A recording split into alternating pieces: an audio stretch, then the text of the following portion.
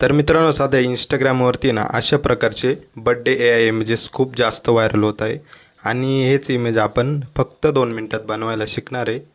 तर आता आपण आलो आहे आपल्या मोबाईलच्या स्क्रीनवरती। तर फक्त आपल्याला ChatGPT ओपन करायचं आहे, त्यानंतर प्लसमध्ये जायचं आहे आणि फोटोजवरती क्लिक करायचं आहे।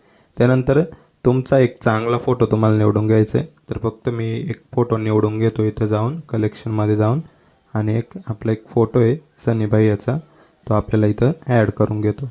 त्यानंतर काय करायचं आहे, फोटो लोड होऊन द्यायचे आणि मी जो दिलेला प्रॉम्प्ट आहे ना तो फक्त इथं कॉपी करून पेस्ट करायचे। ठीक आहे, पेस्ट झाला। आता वरती जायचं आपल्याला, तिथं आपल्याला दिसेल हॅपी बर्थडे सिस्टम नाव दिसेल।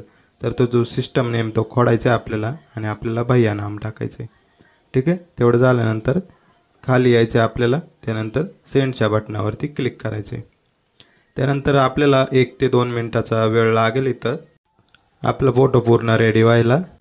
तर मित्रांनो, बघू शकता आपला फोटो इथं बनवून तयार झालेला आहे। आता त्यावरती क्लिक करायचं आणि डाउनलोडचं जो बटन आहे ना वरती दिसत असेल कोपऱ्यात आपल्याला 3 डॉटच्या शेजारी, त्यावरती क्लिक करायचं आणि तुमचा फोटो आहे ना तो डाउनलोड होऊन जाईल तुमच्या गॅलरीमध्ये। आता तुम्ही याला स्टेटस स्टोरीला लावू शकता।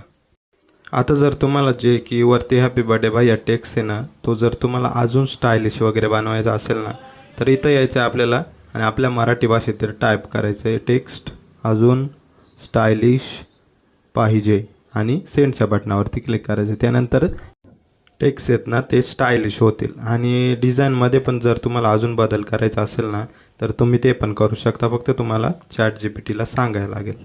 बाकी याचा जो प्रॉम्प्ट आहे ना तो आपण कमेंट बॉक्समध्ये पिन करून ठेवलेला आहे। तर आजच्यासाठी एवढंच, भेटूया पुढच्या व्हिडिओमध्ये, तोपर्यंत धन्यवाद।